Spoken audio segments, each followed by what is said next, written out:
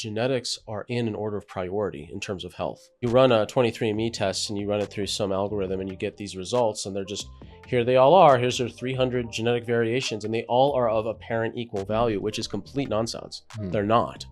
And so what happens is when people get, I call 23andMe syndrome, they get these results and they get overwhelmed, confused, and ultimately paralyzed because people can't implement 300 apparently equal value health tips.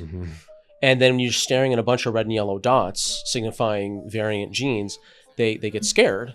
And then they either go into a panic and start Googling themselves into paranoia, or they careen into nihilistic fatalism and say, screw it, I'm just gonna eat the Twinkies because clearly I'm gonna die by next Tuesday because I have a red dot in MN-SOD gene, is what I call it. Instead, what Dr. Beaver discovered was that there's a hierarchy of what genes control what genes, which then control what genes, which then control what genes. So instead of fixating on pathology genes, Western genetics basically sounds like germ theory. It's one germ causes one disease, one gene causes one disease. Sometimes that is true, but usually it's much more complicated. It's about like the environment. It's about the milieu. It's the clusters of genes that are interacting with each other.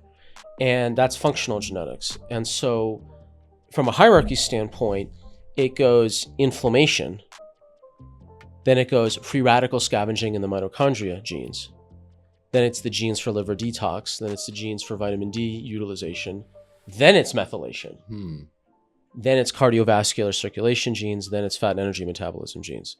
So there's people out there who claim that you have to look at these 5 methylation genes.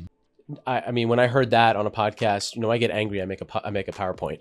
I just did a bunch of research and worked with a PhD geneticist to figure out, okay, this guy is wrong. Can we show our receipts? And we found the research papers that show that inflammation controls methylation, which is exactly what Dr. Beaver showed. So you can work on your methylation genes. That's fine. That's great.